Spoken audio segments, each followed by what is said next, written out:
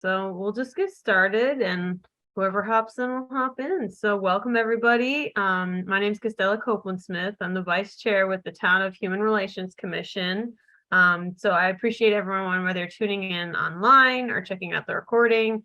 Very grateful to have you here. Also, huge shout out to the Town of Windsor, Mayor Donald Trinks, also to the National Black Cooperative for coming today and being a part of this conversation. Also to the town councilors as well. We just approved of a proclamation about neurodiversity awareness in the workforce this past Monday or so, I want to say, in October. And it was wonderful to see a lot of the different organizations and groups that have contributed to this success. So without further ado, I'm going to share my screen briefly to have some background knowledge and common ground that we can all kind of stand on knowledge-wise, because some people might come in with lots of knowledge or not as much, which is okay. We're all here to learn.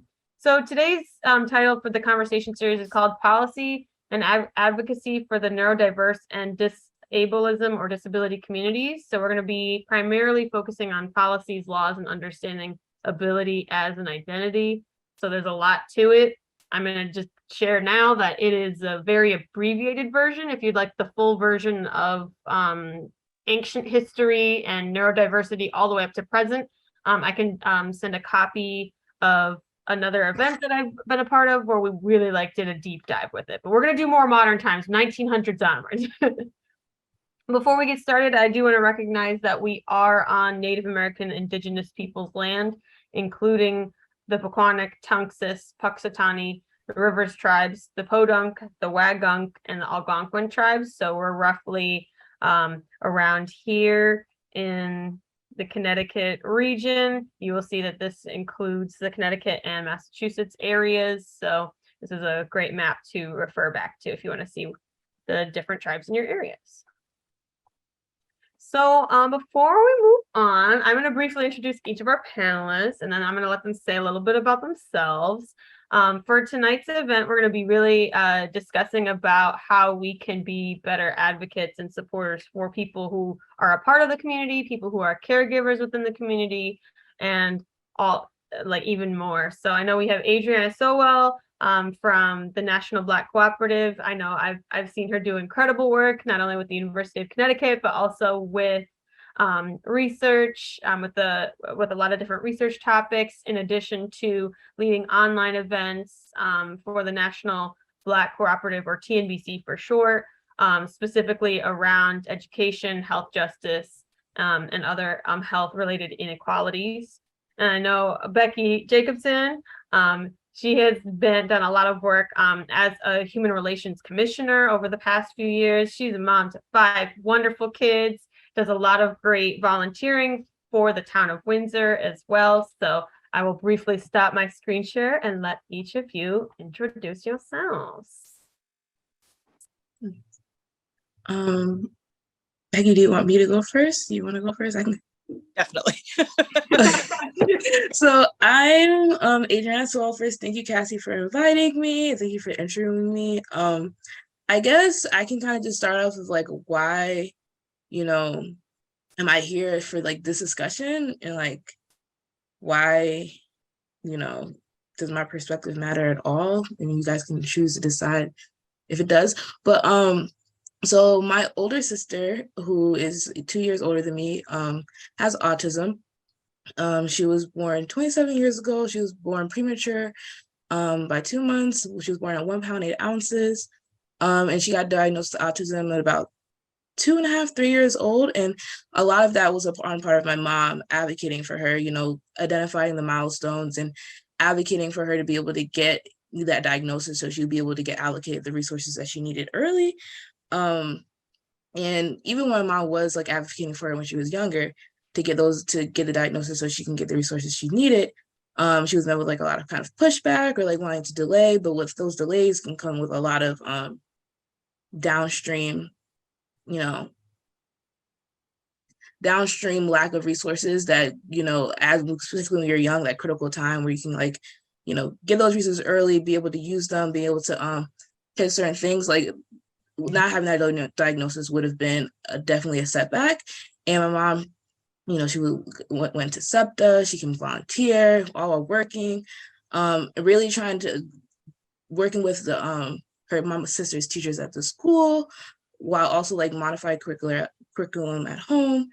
And I've seen my mom's journey with that, and also like as my her as being her younger sister, I did a lot of mentorship, just kind of like because of our relationship we had, and like wanting to be like with my sister just naturally, but also like as a default, also just being in like the classrooms, helping out, just by nature of just being around a lot, and seeing the important needs of advocacy, especially as my sister got older and healthcare transitions happened. And I feel like one thing I really definitely hope we talk about a little bit later is how particularly people, so my sister is a Black woman, she's autistic, and a lot of times once people with autism, especially those on my sister's neurotypical, which means that particularly she has a cognitive impairment with her cognitive abilities and like her verbal communication. So it's hard for her to like kind of explain what's happening to her in full detail and things like that, or explain how she's feeling, her thoughts and emotions. It's hard for her to do. So as she gets older, transitioning into different healthcare, particularly, that becomes difficult when you're not able to express to the doctor, like, oh, I'm feeling this way, or like, this is hurting me, or you can't do that. You need somebody there to advocate for you. So that's like really been me and my mom's role throughout that process. But like there's definitely a void in which we infantilize people with autism in a lot of ways, and we don't realize that they grow up, and they need certain resources that are just not the ways in which the society constructs the world to make it so that they don't have access or equitable access to these same things that like we may take for granted. So that's I kind of went long, but that's kind of the perspective I want to bring to the discussion. But yeah. Awesome. Thank you so much and welcome again. I'm so happy to have you. Oh, Becky, you're up next. My name is Becky Jacobson. I am a mother to 5 children, all of which are neurodiverse. Every one of my children has been diagnosed with ADHD. 2 of my children have been diagnosed as being on the spectrum. My oldest is 15. When he was diagnosed, like they were starting to phase out using Asperger's, but the doctor referred to it as Asperger's for him. And for better or for worse, in terms of terminology, my children on the spectrum are higher functioning. We are currently in the process of getting my youngest into the system to get her evaluated, because I believe she's also showing signs of autism spectrum disorder. And none of my kids was diagnosed before the age of 5 for that. Although interestingly enough, with my oldest starting around the age of 3 in his preschool, they were like, we think we're seeing stuff. And I was like, oh, I'm sure it's fine. He's, 3 years old. Just let him be a toddler. But, education helps. So that's where we're at. It's a very loud, diverse household, but my passion is advocating for education for my kids. So all of my kids have a 504 and IEP. Currently 2 of my children, the ones who are on the spectrum, have an IEP. At one point, my oldest was bumped down from an IEP to a 504. And I've spent years trying to get him back on the IEP because he needed more help than that. And so my passion is really advocating for all parents who have neurodiverse kids with learning disabilities, because it's really difficult and hard to navigate, especially if you've never done it before.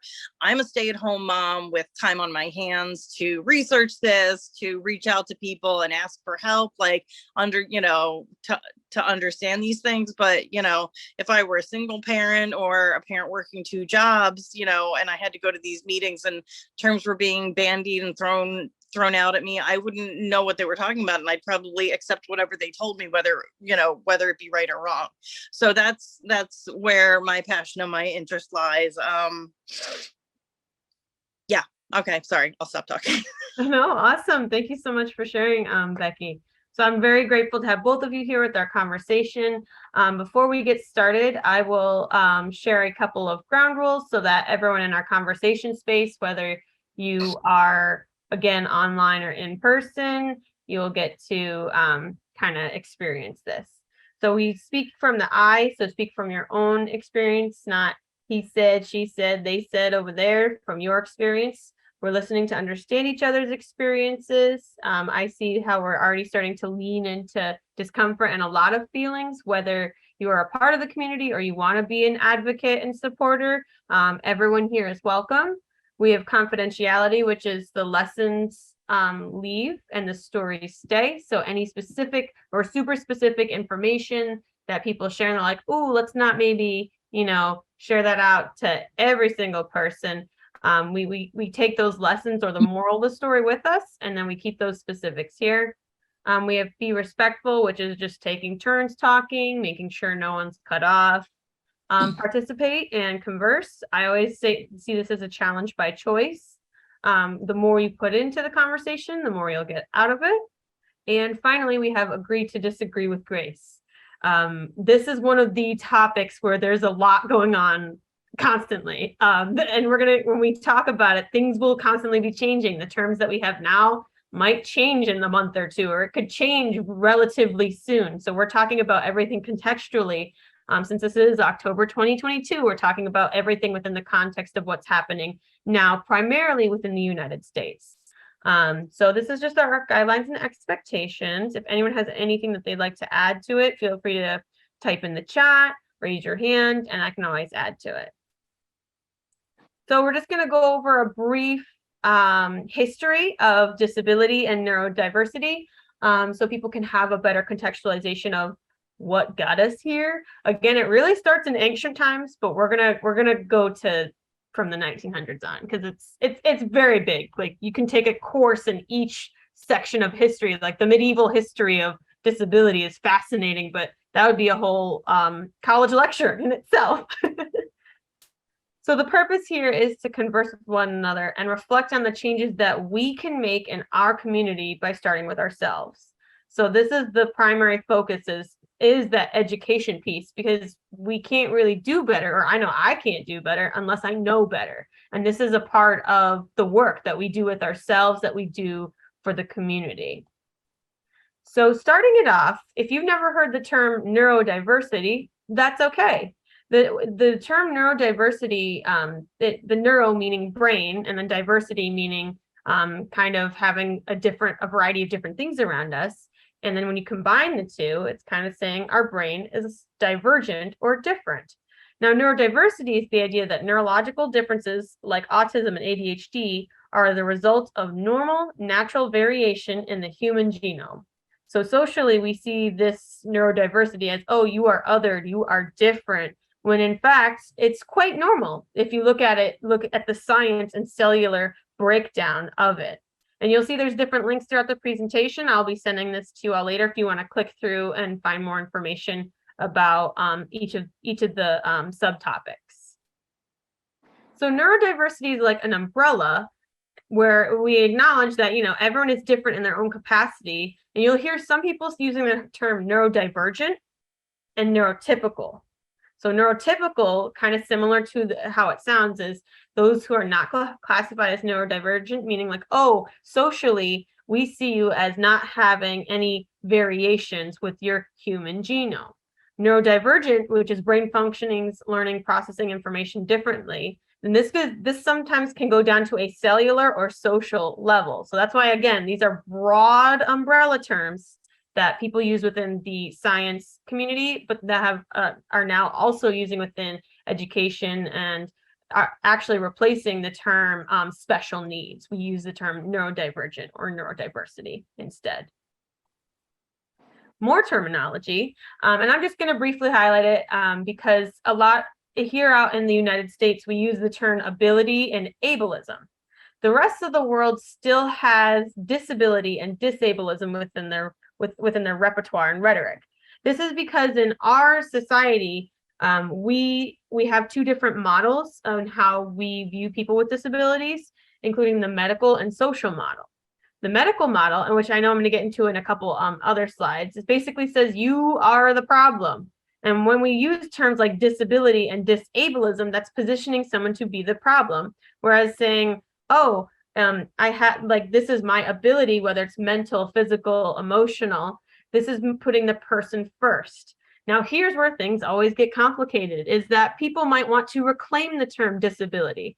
Similar to a lot of the women's movement, when you reclaim certain terms that were seen as slurs before, there is a similar pattern going on here within the disability movement in itself, saying, nope, I'm going to reclaim this for myself. So everything's contextual. I always say, if you don't know, just ask, saying, how would you like me to refer as a person with a disability or neurodivergent? There's a lot of different terms being thrown around. And there's even more here. These are what we call the isms, or the larger systems of oppression. Basically, there's a breakdown of how different neurodivergent people want to label and name their experience in order to not only progress forward, but then to also communicate with others. So there's sanism, which is often described as mental health discrimination or stigma, and mentalism is also a very similar term. It's kind of like if you were to parse out colorism and racism and how there's a similarity and an overlap, but they are two distinct terms. There's autism, which is a form of oppression and discrimination for people with auditory disabilities. So again, lots of terms coming around. They may come and go. Some people may like it and some people might not. And you'll see that there's an intersection across other identities here with some of the pictures to see the intersection between eco-ableism. How does the environment get involved? We're going to be talking about race and other identities as well. So some of the disabilities, just to name a few, and this is my understanding of disability and all of its many complexities as of 2022. There's three main categories, which include psychiatric or mental, learning, or physical. So the mental part that I break down into mental disorder or illness, which is a condition that affects behavior, or mental health really includes the moments, like high stress moments of anxiety, depression, or other mental responses to stress. Now, again, some people might say, you're splitting hairs. And I'm like, well, this is my hair, of course, and we all might understand this differently. There's learning, which is, I've broken it down into cognitive, intellectual, speech, auditory. And again, some people might see the speech auditory as sensory and consider that to be physical, or vice versa for mental as well. So again, this is just my understanding of it. Everyone has their own understandings about what each of these means to them in their community. And then finally, there's physical, which includes mobility, medical, and environmental. So these are some of the things that people might think about or not think about as well. And these are constantly changing. There's new terms coming up. There's revised terms that are constantly coming around as well. So just want to note some of these examples. So if you're like, I've never heard of that, maybe do some more research on it. So as I mentioned before, there's the social and medical model of disability. The medical model basically says you, the person, are the problem and you need to be fixed. Basically saying like, well, if you can't fix yourself and kind of adapt to what the societal expectations are, then we can't help you because you yourself are the problem. Now, the social model of disability is saying, well, wait a second, it's not the person with the disability that's the problem. It's society, it's the stigma, it's the environment, it's people's attitudes being like, oh, they're so other, or oh, they can't even do this or that. It's organizations that won't change or adapt to support people with a variety of disabilities. So we're going to really see a progression throughout history from the medical model of disability to the social model, and why it's really important that we start to recognize the social model more, because then we're better able to address the person, not objectify them, instead of saying, oh, well, they need to be fixed. It's the people around them need to understand that everyone has different experiences. So this is a condensed historical timeline. as I said before, we're gonna start here in the 1900s. If you'd like to check out, I can put a link in the chat where we have the full history from ancient times back to when other figures, whether they were religious or not, were around. A lot of the different medical and social models actually came from the 1st century or BC times or BCE times. So it's really fascinating to check out. And things changed along the way. Again, really United States centric. They used to see people who are fat or people with larger body size, and they used to lump Black, Indigenous people of color as people who were automatically people with disabilities because of their other identities. And I just want to say that that's not true. It's just not. And over time, people have realized that that's a big part of it, is that it's like, wait, we can hold more than one identity. We can start to parse out the similarities and differences from it. So I just wanted to highlight there that being a person of color, or Black, Indigenous person of color, or being or having a large body size or being fat is not a disability. There might be an intersection there, cool, but they are distinctly different topics. So I just felt like I had to put that out there as well.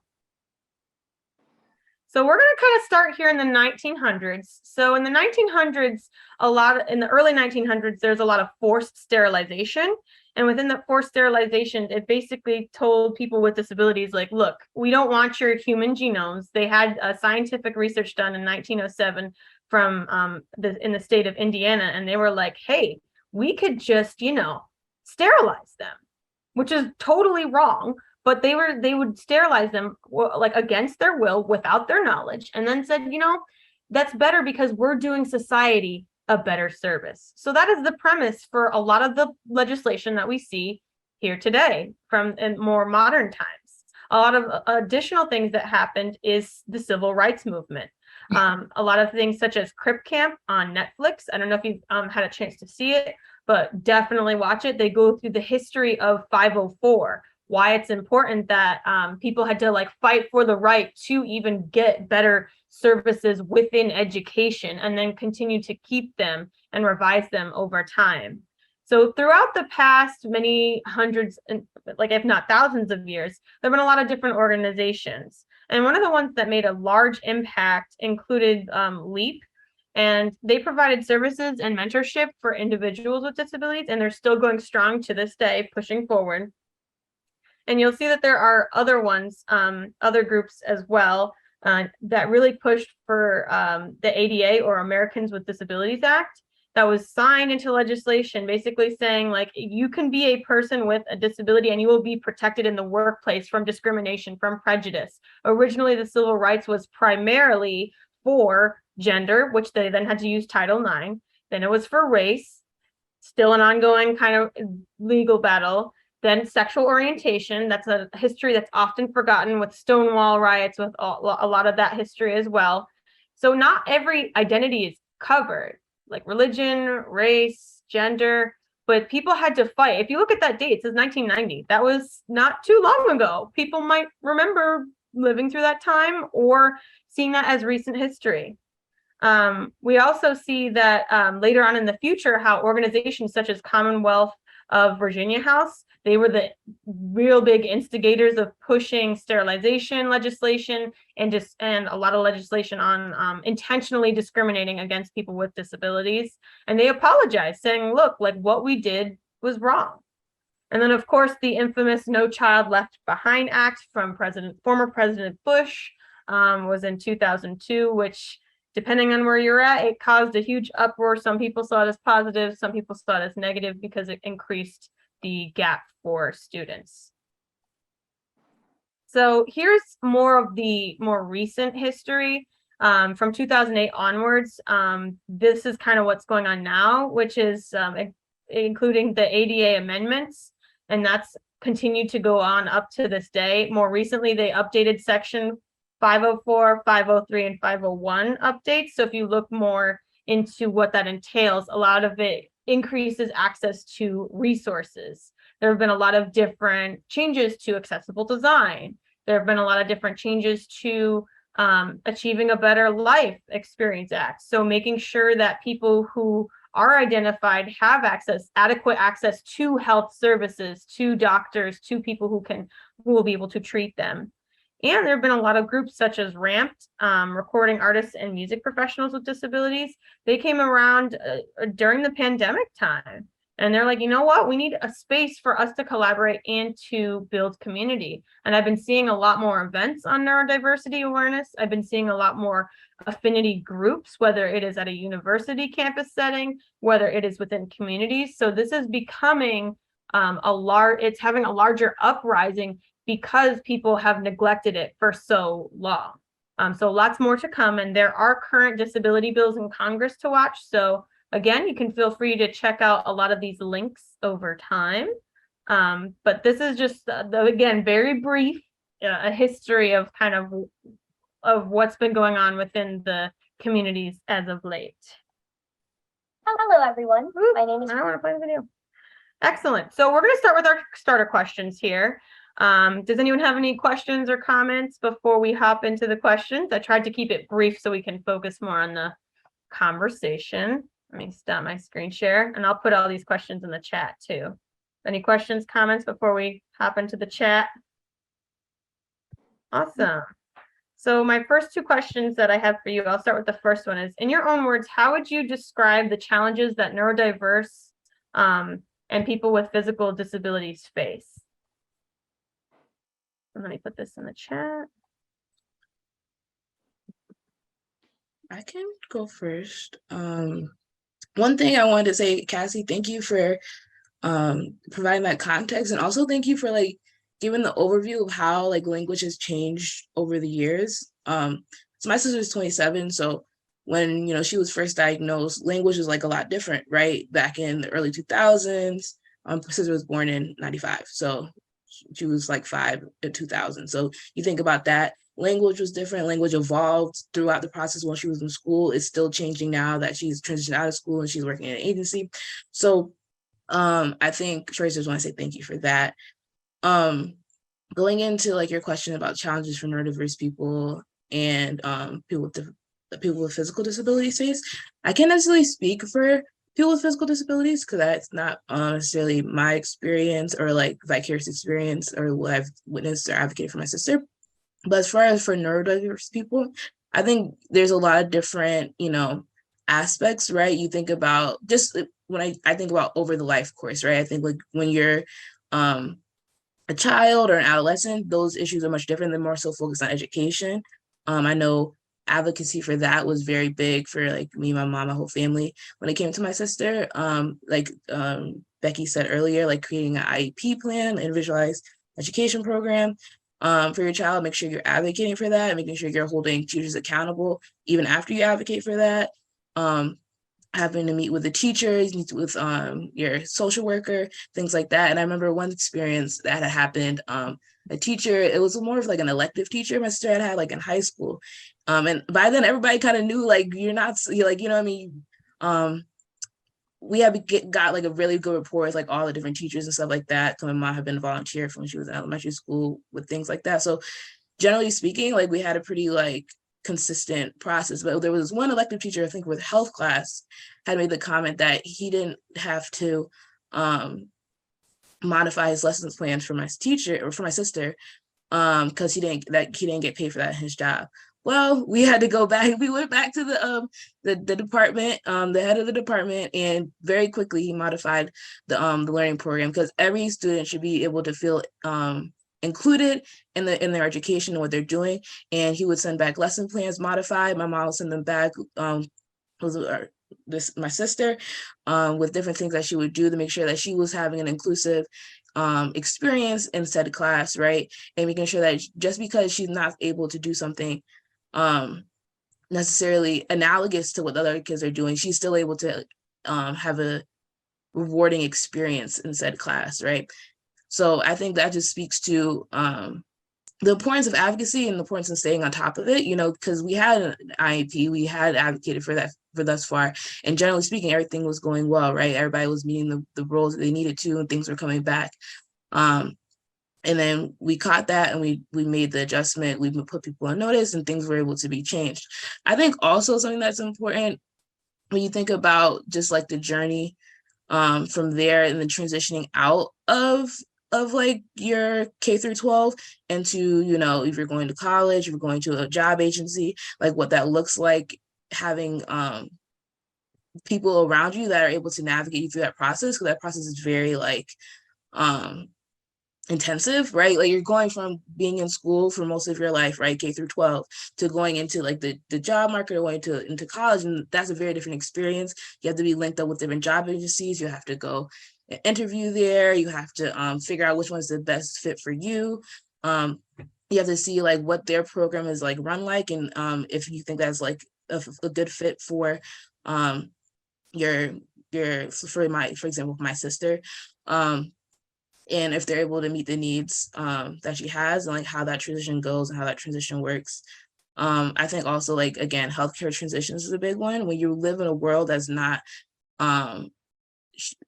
shaped in the way that takes into account your needs, right? It makes it more difficult for you to be able to navigate those systems. So if you're going to a healthcare system that doesn't even think about what kind of needs you may have, when you go in there, you're in they don't necessarily understand how to interact with you. They're not competent in what having autism means, or like the various spectrums of various ways that it's expressed and shows up.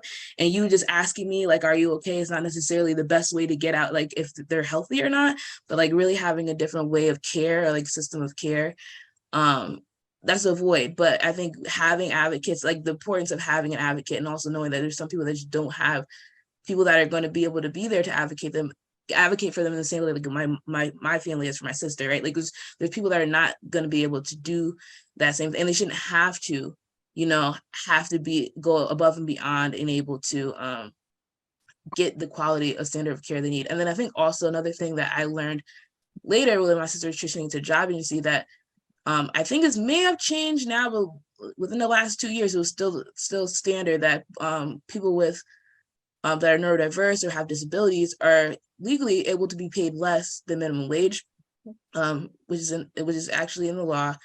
And there's different ways where they can end up making minimum wage or higher, things like that. But generally speaking, it is in the law that they can make some minimum wage, and it's okay. And it's like one of the only like legally discriminatory laws that is like okay. When you just think about that, it's just very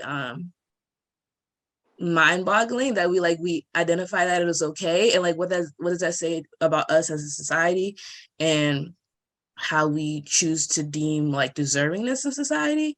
Because like everybody that I've ever been around that is a part of the disabled community, I mean, are the hardest workers I've ever known, you know what I mean, are able to.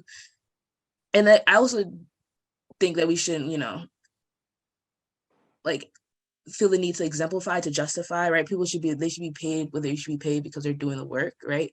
Like we shouldn't have to like justify, you know, dignity for anything. They should just be dignified in their work. But I think it's also something else to say that like they're being paid sub-minimum wage, and a lot of them are doing more work than so-called neurotypical individuals, right? So I think there's something to be said for that too.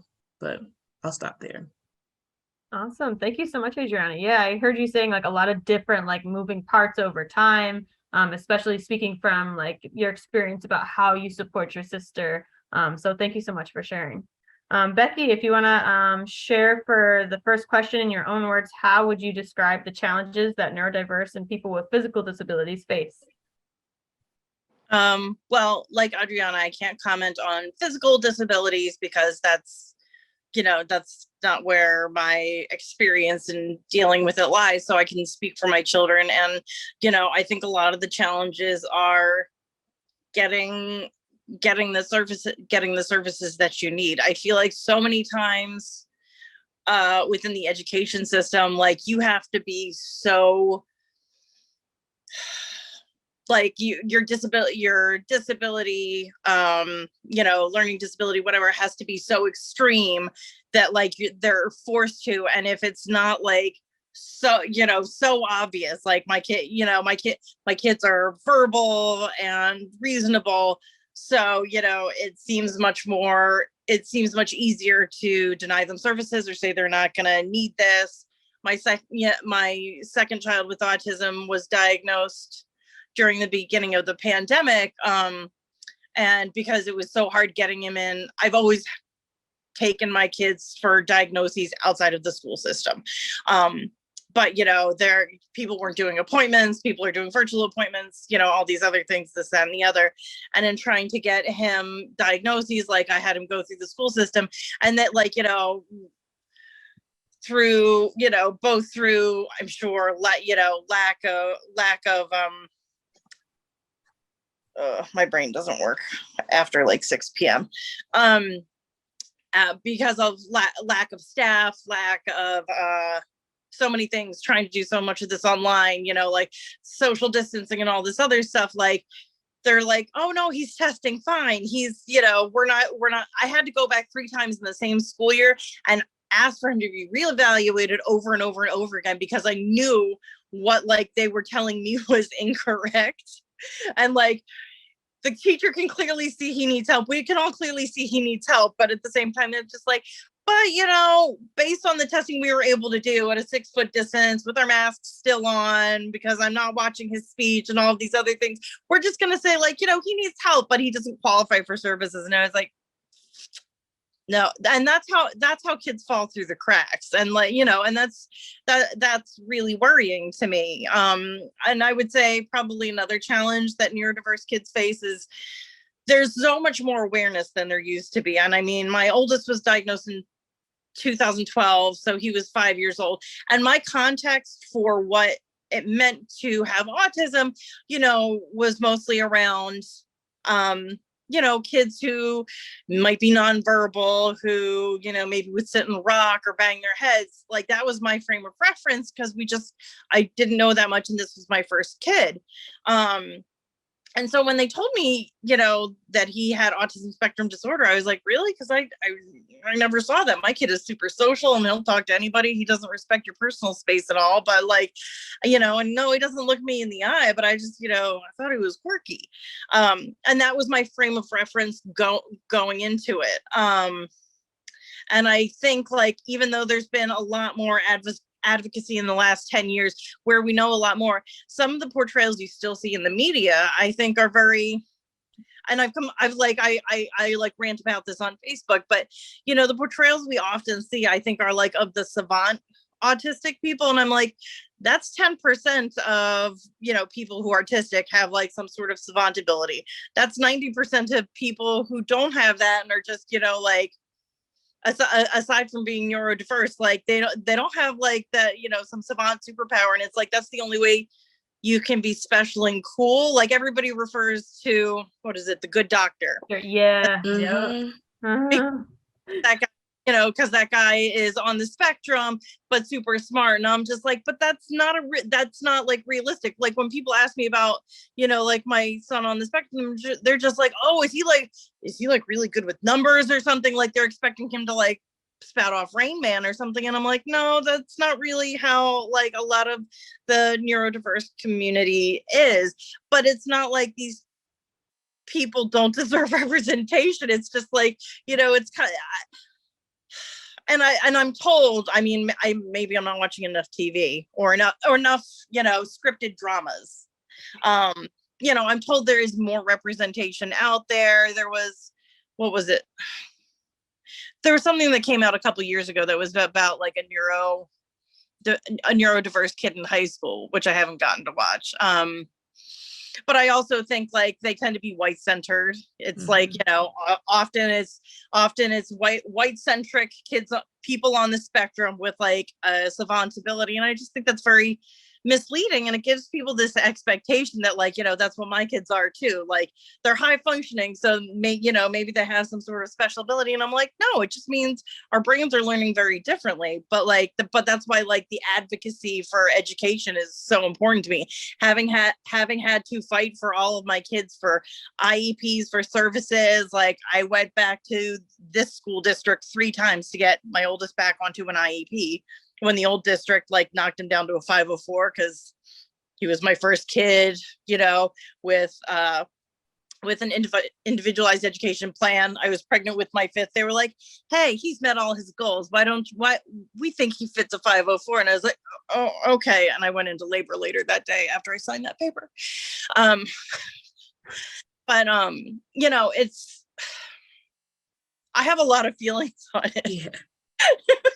I have a lot of feelings on it. That's all I can say. Awesome. Well, thank you so much for sharing. Because like when you were talking, I was thinking about how like there's no such thing as a good stereotype. And like when we see these shows, like that's what kept coming to mind. Is it's just like people might be like, oh, but that's a good stereotype. Look at all this positivity, and it's still white centric. It's still like showing only certain percentages, and then how we can have better representation for a more realistic version or a realistic kind of premise of like what we may see on a day-to-day basis, or how we can actually see more care and advocacy within media itself, and not just a toxic positivity, but more of a constructive, and here's how we can work together. So thank you so much for sharing about that. I know that we were talking a lot about different advocacy and caregiving, and I see there's a question in the chat.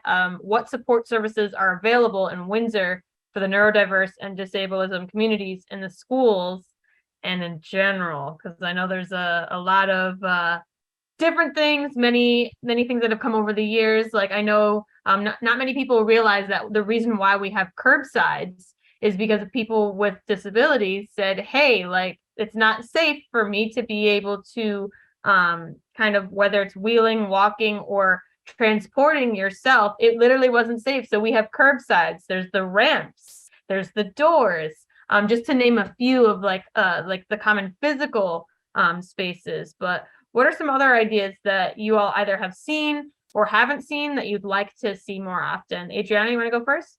Yeah, I just real quick, Becky, like with that last piece, you really were speaking to my soul when you were talking about like the school, like the representation you see on TV, and the ways in which like the society likes to idolize, right, the savant stereotype, and it really does disservice to like identifying or representing the spectrum of the different ways like this shows up. And like that is not, it kind of speaks to like society and how like what we choose to value, and like how what society deems as right, like a valuable, like you have to do this to be deserving of our like adoration. So I appreciated your comments on that for sure. And then going to like what you were saying, Cassie, I think one thing that's been big since my sister's transitioned out of, you know, K through 12 is like the ADA. So it's like a bus for people that have disabilities, and you're able to sign up through it, up for it if like you're like kind of in the system. I forget how to explain it. But you're able to like have access to this bus where you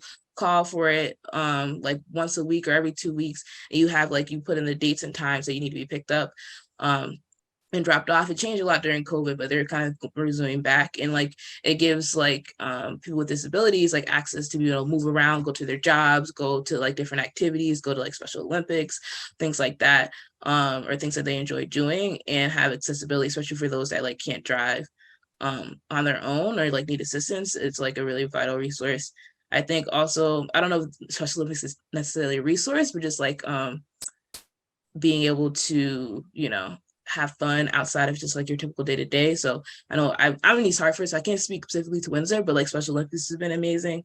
We've been part of that for a long time. Also, I know there is a resource service center. I think it's in Hartford. I can't remember, but there's a lot of different types of services depending on what you need, depending on, you know, your the type of disability that you have and like what you're seeking access to. But I'm sure Becky can speak more to like the Windsor community and like currently what's happening for people that are younger. Awesome, thank you. And then Becky, whenever you're ready, you can hop on in. So I mean, my frame of reference is still mostly the school system, and I think, I mean, you know, it's a public school, so they're required by law to follow, you know, to follow all of these things. But I think all public schools lean on the fact that the terminology can be difficult to parse out. And, you know, and if you're a parent who's not advocating, or a caretaker who's not advocating for your kid, that they can fall through the cracks. And that in the long run benefits the school district, because it always comes down to a numbers game. And I am reminded of that over and over and over again. And I'm friendly with people in this school system. Like, I have, spoken with the superintendent. I have friends who work in the district building and stuff like that. And I've made it a point to make friends throughout, so I can always have kind of people to help me advocate, because I'll be an ally to them too.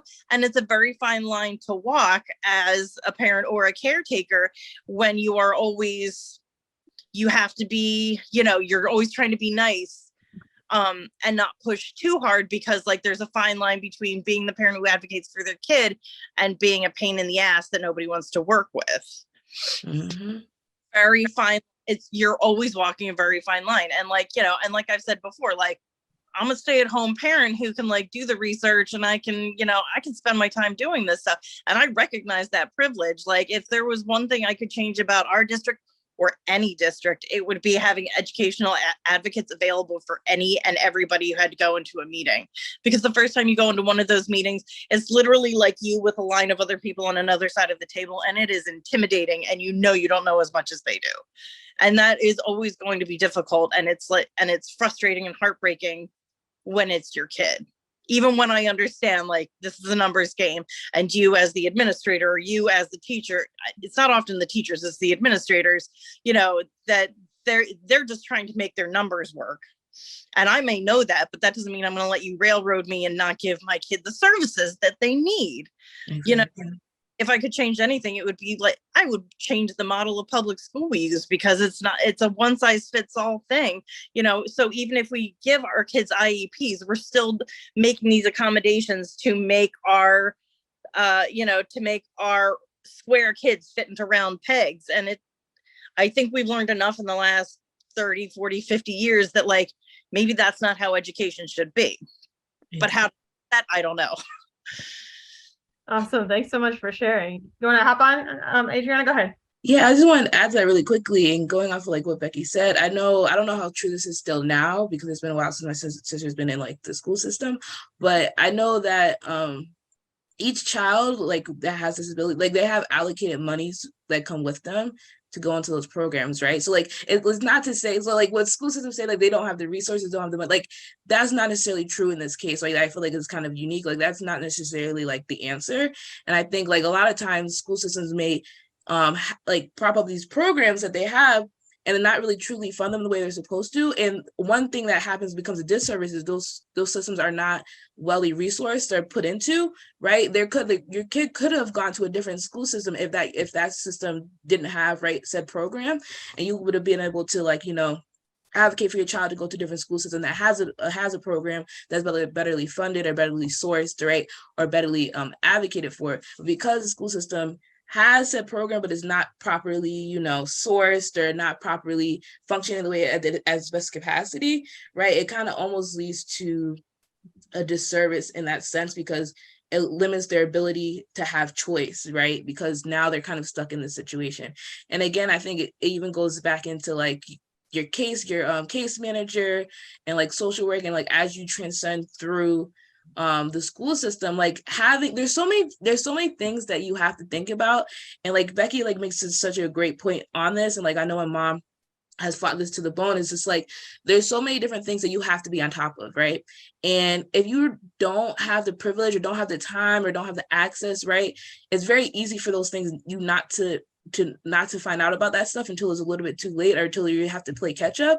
And every moment is like so precious, right, in any child's life, but particularly people that have disabilities, because there's so many different needs that they may have or accesses that they may need that if they don't give them at certain times, it could be do them a great disservice, right? So like being able to access that stuff and have somebody there that's really thoroughly doing the work.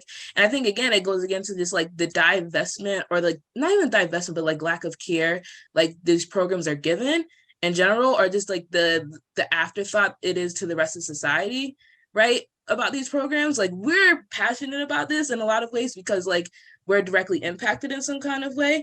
And then there are other people that are just, truly have a passion for it just because they do. But the greater society, right, this is not something that the greater society necessarily thinks about on a day-to-day basis the way that we would. And I think that you see that show up in the ways in which like there's like Becky keeps referencing, like people fall through the cracks. It's almost like it's not necessarily explicitly intentional, but like implicitly intentional in the ways in which we create policies that don't necessarily capture, the full needs of the spectrum, right? We're talking about everybody exists in like this spectrum of different neurodiversities, right?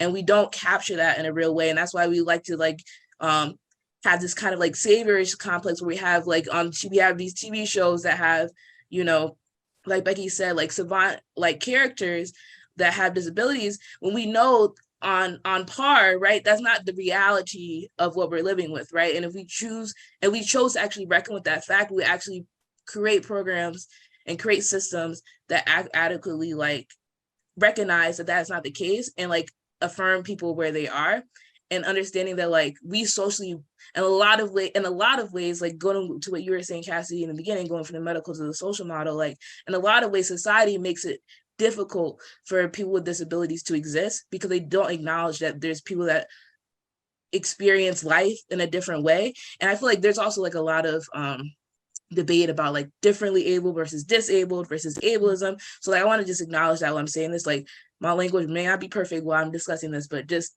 stick with me. I think it's just important to like really interrogate the ways we think like this should happen, or like the way in which we exist in the world is not reality for some people. Like I know my sister, again, has neurotypical, it affects her cognitive abilities, particularly like her verbal communication. And there's certain things, like if you were around, like if she's like around people for like the first time, she'll get nervous and she may not be like, as vocal or as verbal, right? And people may think she's being rude or things like that, but people don't take into account, right, that, or don't care to know, don't show, all those different things, right?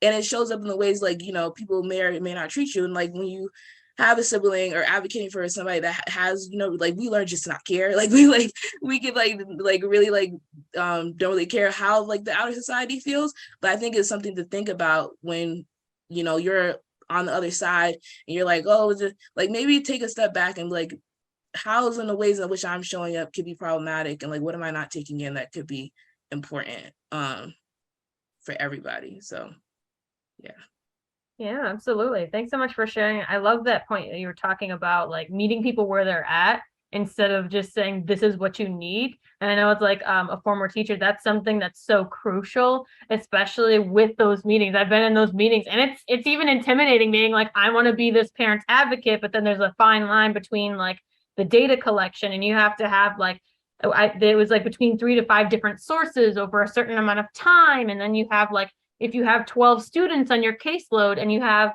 3 to 5 like data selection choices, that's a lot to track. How can we support teachers better? I know y'all were talking about like the lack of support, and it's like, who's going to crunch all this data and at what time?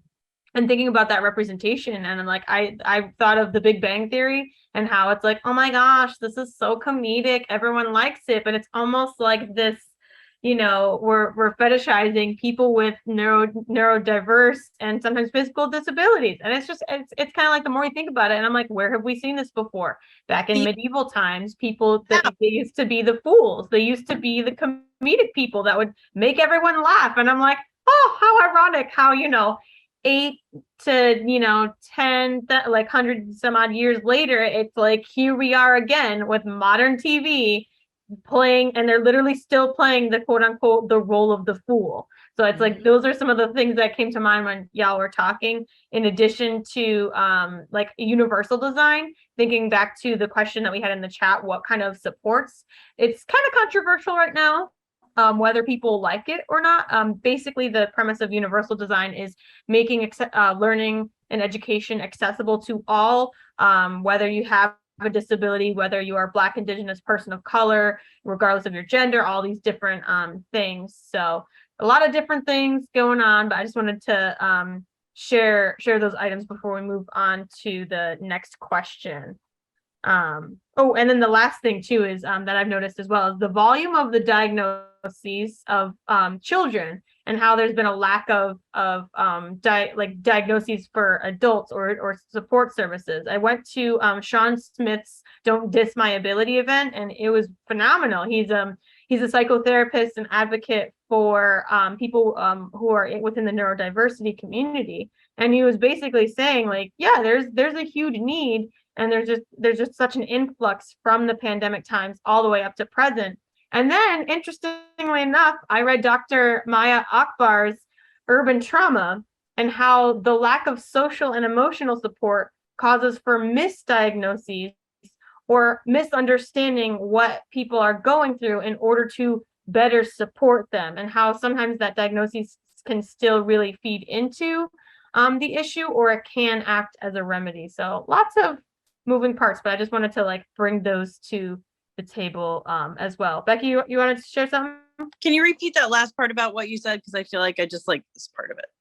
That's okay. Yeah, I was basically talking about how Dr. Maya Akbar, in her book Urban Trauma, talks about how people often overlook racism and different forms of racial discrimination, and how that in itself gets categorized as a disability because of like your trauma or experience from racism, which, you know, every case by case is different and such, but it often gets overlooked or lumped together. It's like I was saying before, Black, Indigenous people of color, and people with larger body sizes can have those identities, and they may also be neurodivergent. But just because you have those two identities doesn't mean that you're automatically a part of the neurodivergent community.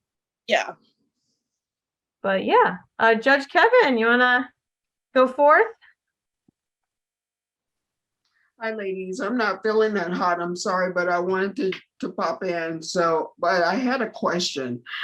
Given that the fact that there's a lot of talk about kids the young people being affected by COVID and their mental abilities and diverse, how do you reckon with that in your lives with your young people that are neurodiverse?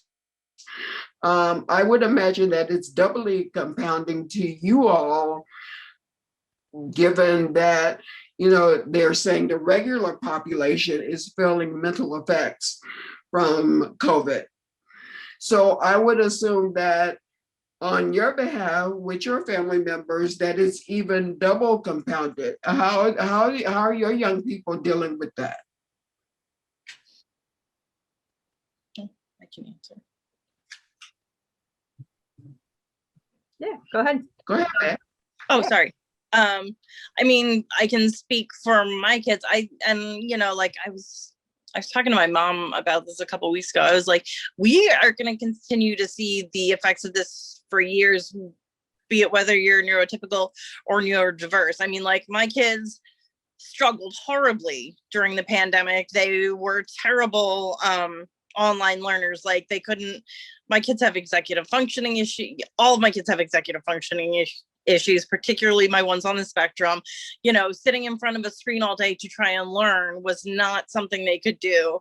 I took it upon myself to disenroll them from the district, tried to homeschool them. That was also went terribly, and I am not a good teacher.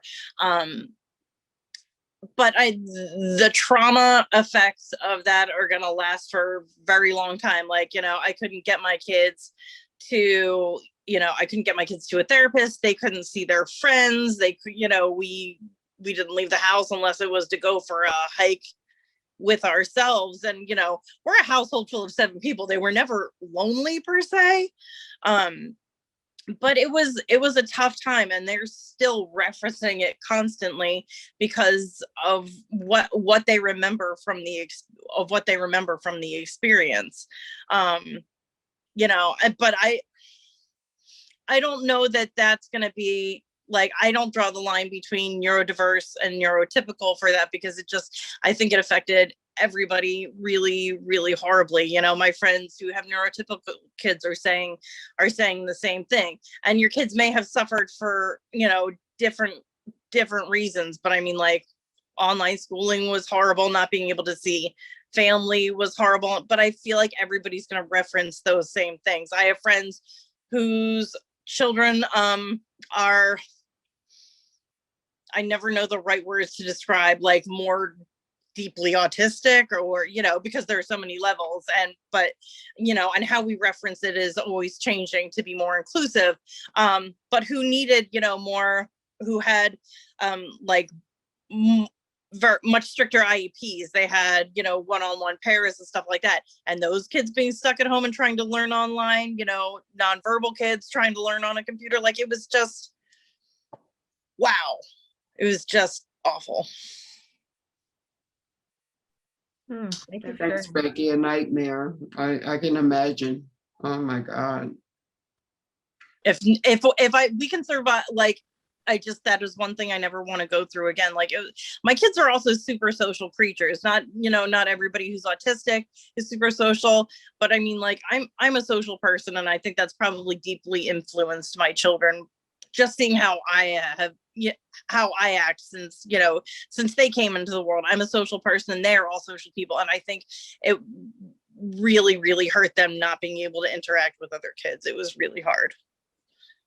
Yeah, I can imagine. I mean, even like I've had COVID like 3 times and I still have this brain fog stuff going on. So I can imagine if the kids and the young adults, you know, had COVID at some point, and then they're backed up with these after effects of COVID, you know, like brain fog and other disparities that came with that. So I can imagine how traumatic that can be for a young person at that point. Thanks, Becky. Andrew?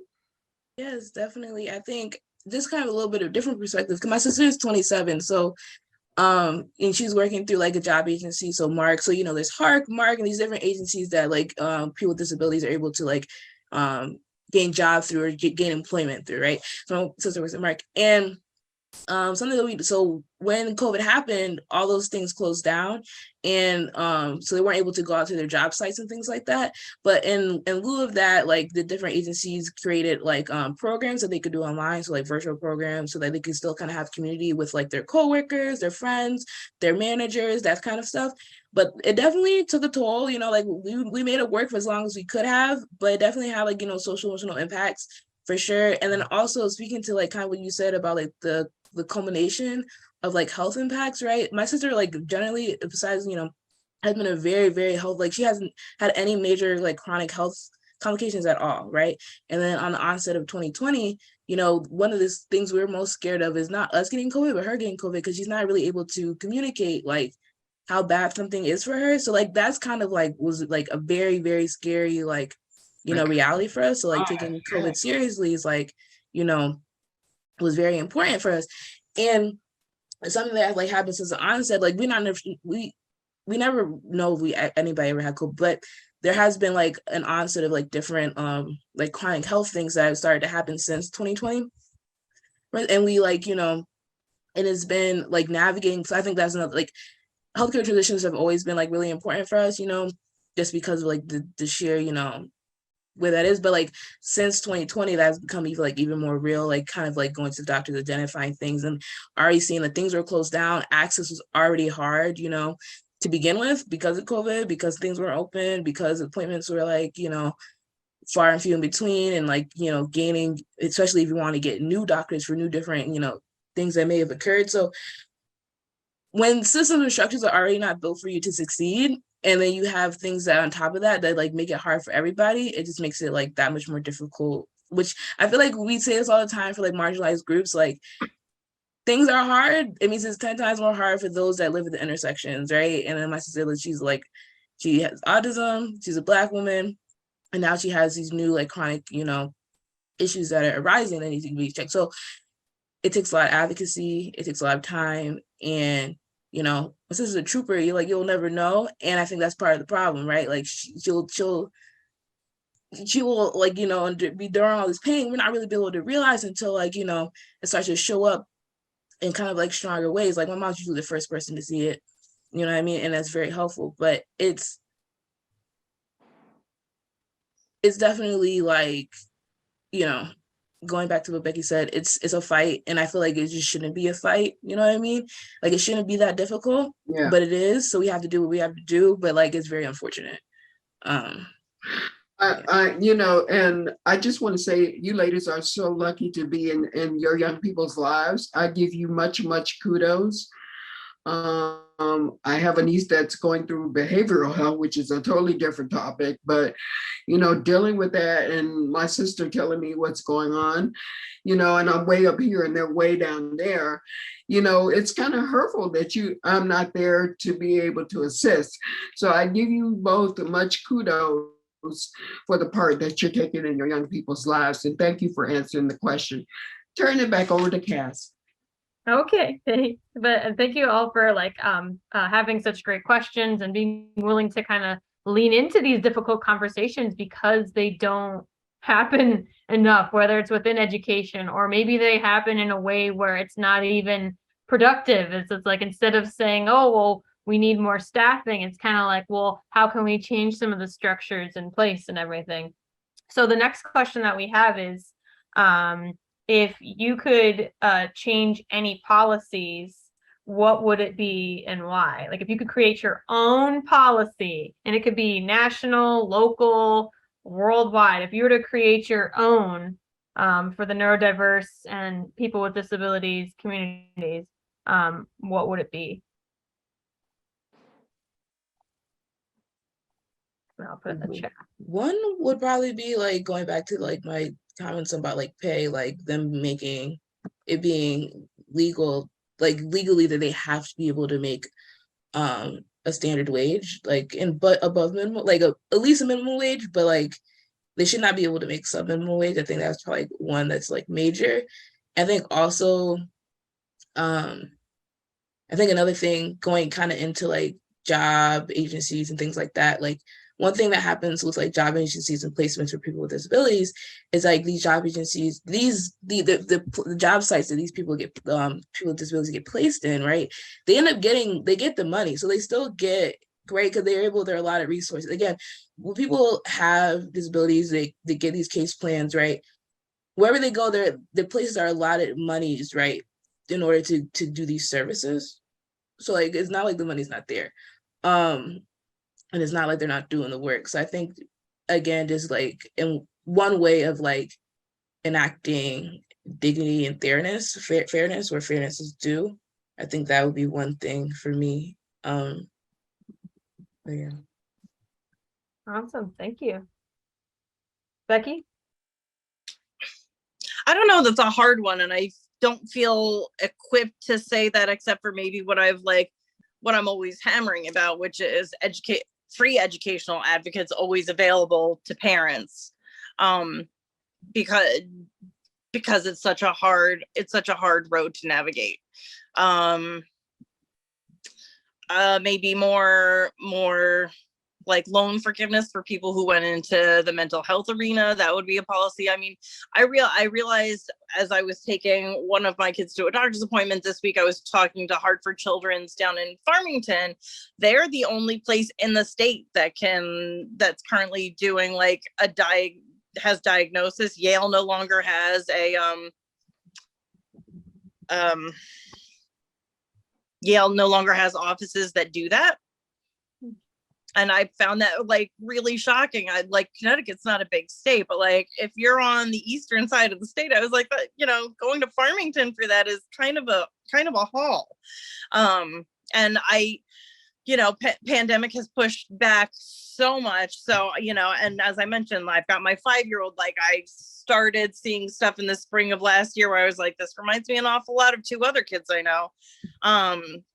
And I think we should start the process, so I started talking to my pediatrician, I think we're going to want a referral, I'll start getting together Vanderbilts and all of that stuff, which I can do because I've been through this process before and I know how it works. If I were a first-time parent, I'd be waiting for somebody to tell me what to do. But we'll be going through Bay State Children's because I can get her in there hopefully in 6 months, as opposed to Connecticut Children's, which is a 14 to 16 month wait. And that's insane. If you're looking for a diagnosis so that you can get your kids those services and you're at least a year out, a year is a long time in a small kid's life, and you could be doing to advocate for them. It's insane to me. So I guess my policies would be, loan forgiveness for therapists diagnosing physicians, and free educational advocates in all public schools. Absolutely. Thank you. Go ahead, Judge.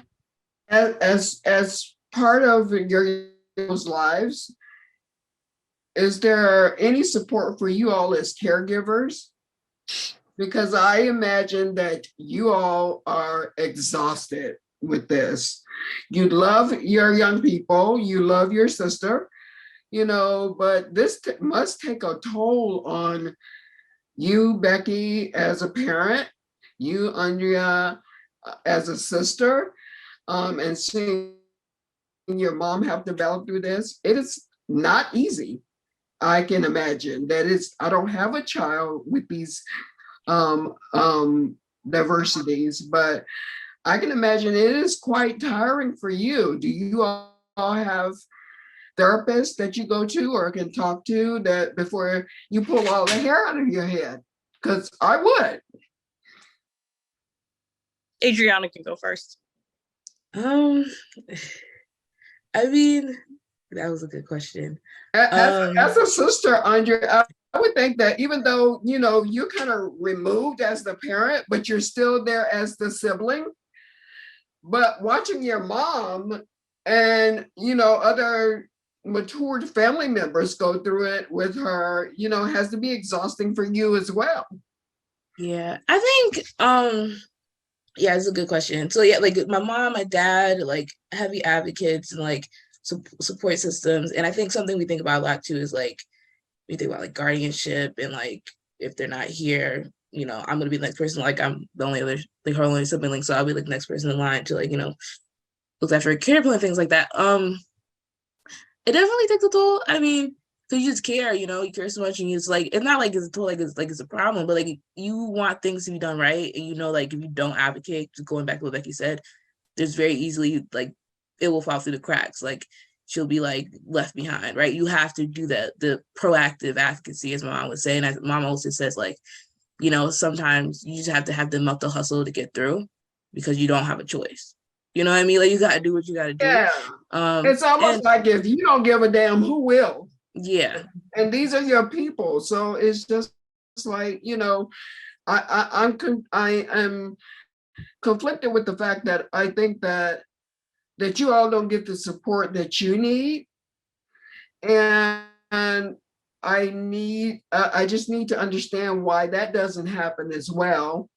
Because like I said, I imagine this, you know, maybe you're not so, Andrea, on your behalf, so involved in it, but it affects you because you know that if something happens to your parents, God forbid, you're next in line. And then if I was a new person coming into this, I wouldn't know what to do. I'm just like what Becky said. I would be so confused waiting for them to tell me what to do. And that's not the way it works. They kind of like, you know, figure it out. So I didn't mean to interrupt your thoughts, Andre.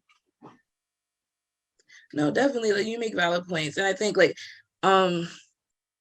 yeah, there's programs, there's stuff that you can be engaged in. Like my mom was a part of a volunteer program, but I mean, there's only, I don't know, like it's a difficult thing to kind of like work through or like think about, but I mean, you have to do what you have to do. And I think it's kind of just a mindset that we've been in for a long time. So like, and to see like, you know, you would like, well, you never know what she's going through anything. She's the most positive person you'll ever meet. Like she's our angel. So like, you know, like that, if anything else is going to be what pushes you through, you know what I'm talking about?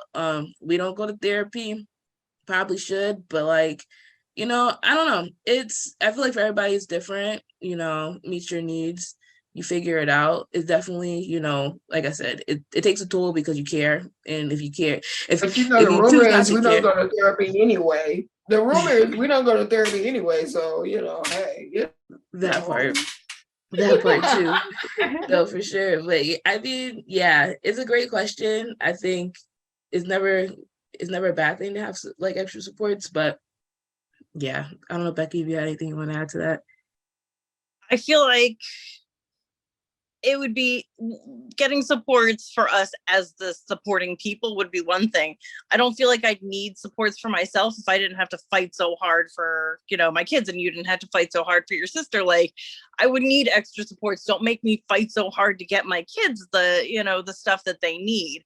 My husband and I see a therapist together. She's helped us understand that, I mean, like, she's not a diagnosing clinician, so she can't formally diagnose them, but she's 99.9% sure my husband has both ADHD and is on the spectrum. And I'm like, well, I've suspected that for years, but now it makes why I have birthed 5 neurodivergent humans. You know, like, my mom always was like, you know, it's so funny to me. You didn't so much as take Tylenol. You know, didn't use plastic. You ate everything organic. I was like, I know. And here we are. You know, it's a genetic thing. And to have that understanding does help paint a picture, and it helps me as a mom not constantly be going like, is there something I could have done that would have made life easier for my kids if they hadn't been born neurodivergent? But I could live without supports for myself if I didn't have to fight so hard for them. Fighting so hard for them is the stressor. I mean, at least for me, I can't speak for you, but for me, that's the frustrating stressor. And that's what keeps me up at night. That's why I'm losing sleep. That's why I'm on antidepressants, you know?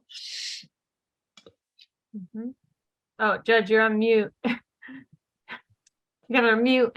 Is there a difference between, Becky, how you work with the kids versus working with your husband? Because you say he might be on the spectrum, ADHD or whatever. I get the acronyms all messed up. I mean, I expect more from him because he's an adult and we've, you know, been married for 17 years. But I you know, it's about, you know, it's trying to be more, you know, it's just trying to be more understanding of everybody and how their brains operate. And if I'm first, and I've got 6 other people in the household who are, everybody else is operating on a wavelength I'm not operating on. So it's like I'm the odd man out at this point. So I mean, you know, so there's something to be said for that. I mean, like, but the other thing is also, it's not so much of a, you know, help for the support people. Like, again, it speaks to my privilege that I'm a stay-at-home parent, and I can, you know, and I can get all this stuff done. I tried working last year, and the reason I'm not working this year is because, like, I'm taking kids to doctor's appointments 2-3 times a week, therapist appointments, med check appointments, you know, regular checkups, stuff like that. And it's only because I have the privilege of being able to stay home. Like, we're a 2-parent single income household, and I have the ability to do that. And that it's not lost on me that not everybody is able to do that. Yeah. Cool. Interesting. Thank you, ladies.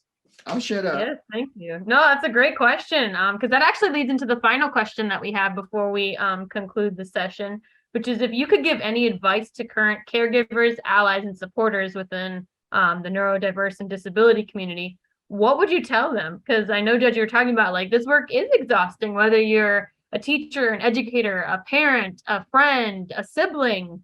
What advice would you give? Because I often hear people being like, how do you, like, get through it? Like, how do you find that kind of mental hustle, like you were saying, Adriana, or like what kind of, like, words would you tell people if someone's, like, in a situation where it's like, this is hard and I don't know how I'm gonna get through?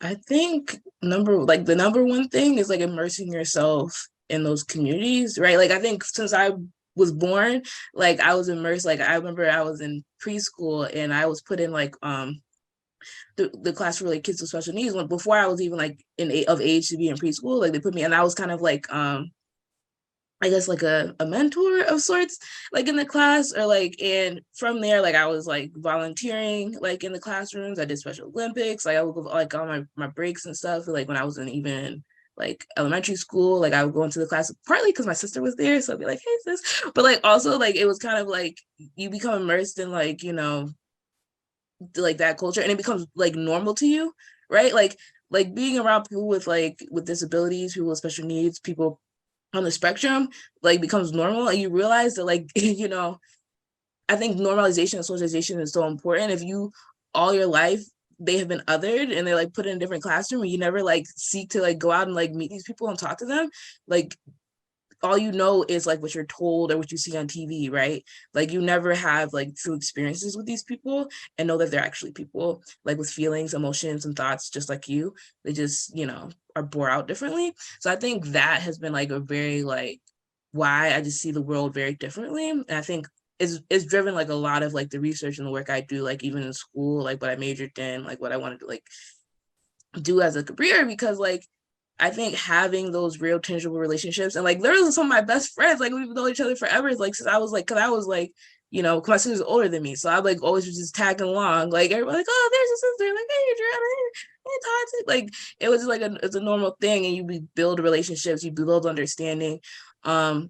And you build community and family with these people, you know, as you get older. And it shapes the way you look at different things in the world and helps you better be an advocate. And I think it's always centering people, you know, with disabilities to tell their stories, and when they can't, then be stepping up and being the advocate to represent them, right? Because like we said, there's a spectrum, and there's people that are enabled and able to do that, and people that need assistance and need help, and recognizing like where that shows up and where you can like make your place in that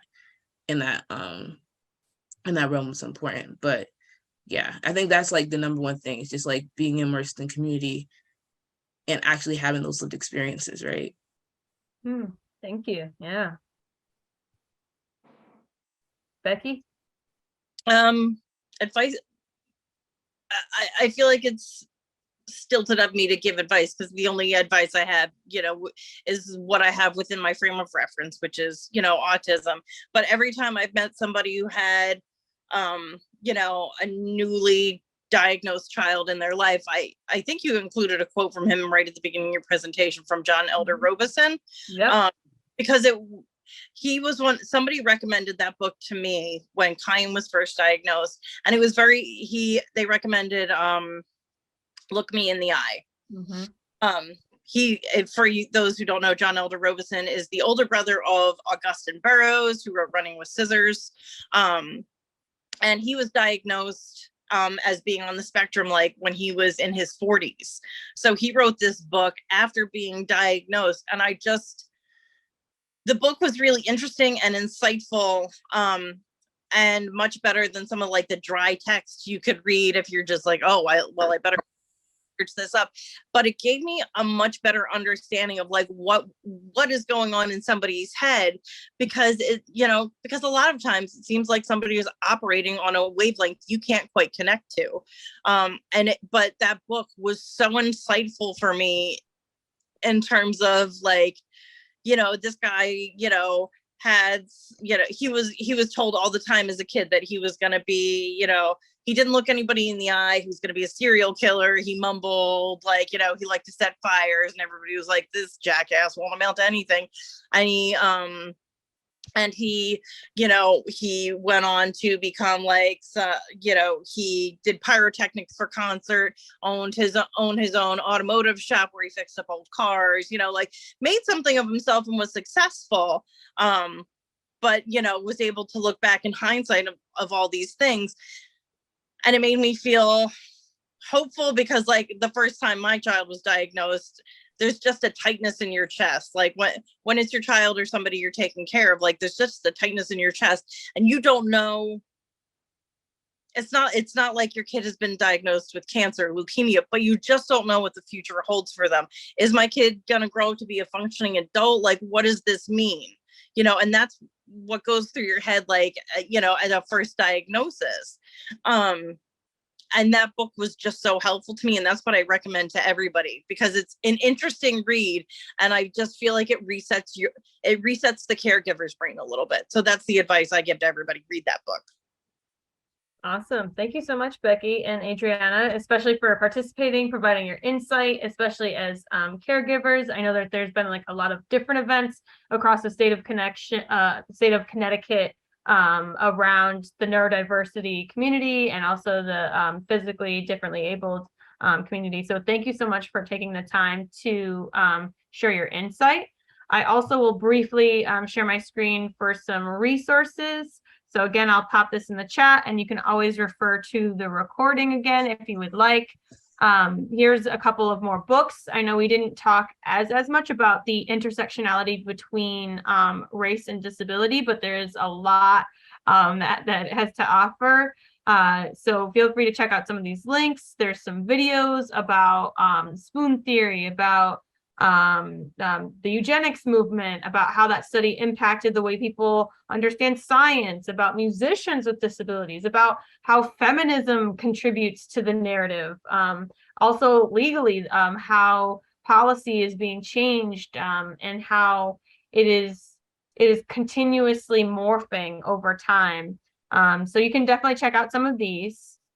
And I also have some here. I saw this book in the bookstore recently called Neurotribes, The Legacy of Autism and the Future of Neurodiversity. So it's really interesting. I haven't read it yet, but it really looks like it's going to be talking about the direction that neurodiversity could be heading in and how to build community. I also went to a neurodiversity conference where they talked about the International Council on Development and Learning, specifically towards curriculum development and hands-on support that you could do for people with neurodiverse needs. And there's floor time training curriculum. There's the Autistic Doctors International. So if you're searching specifically for doctors who specialize in caring for patients with autism, feel free to check out that link. They have some listed all around the world, and they're still seeking more doctors to become a part of the group. There's also Genius Armory. I know, Adriana, you were mentioning a couple of hiring companies. So there are different hiring companies as well out there, and the Neurodiversity Hub as well. So just wanted to give a couple of those resources, and also know that action comes in many forms, especially when you're being an advocate or being a learner. So definitely always keep educating yourself and know that this journey is your own to walk. And finally, here's some quotes. Judy Heumann, this is a phenomenal book. She has done a lot of work. One of the main people who's highlighted in Crip Camp for free on Netflix. And she talks a lot about her journey as a disability rights activist, the work she's done for many presidents. Like her story is incredible if you get a chance to check it out. And she actually said something, Adriana, that you were talking about before, which is the way society thinks about disability needs to evolve, as too many people view disability as something to loathe or fear. By recognizing how disabled people enrich our communities, we can all be empowered to make sure disabled people are included. So just wanted to end on that quote. And that's it. That's everything. If anyone has any final thoughts or upcoming events, I know Adriana with TNBC, if you want to plug some of your events, and also Windsor Human Relations events. Definitely. Thank you so much for putting this together. The Windsor Human Relations Committee, Cassie, Judge Washington, Patrick. It was so great to also get to talk with you, Becky. Also, just really quickly, Holly Robinson Peete is a very visible, like, Black advocate for her child. It's actually about the similar age to my sister. Well, he's an adult now, but in his his journey with autism. Just like another thing. Also, TNBC, National Black Cooperative, is having an event next week focused around state and local politics, particularly legislative body, how we can get involved with the elections coming up in 2 weeks. So if you guys want to come to that, we'll be on soon. Follow us at the National Black Co-op. But yeah. Thank you. Adriana, can you send us a flyer so maybe we can get it posted? Yes, definitely. I have to have Zach make it. But yeah, as soon as it's made, I'll send it to you. Okay, thank you. Yes, and Judge, you want to share about our upcoming events this November? I got a headache, but anyway. Oh, yeah. I think November 11th is Veterans Day. Mm-hmm. And we are anticipating some events on Veterans Day. A panel conversation. 3 of our commissioners are veterans, so myself included, as one of the 3, and the 2 other women are veterans as well.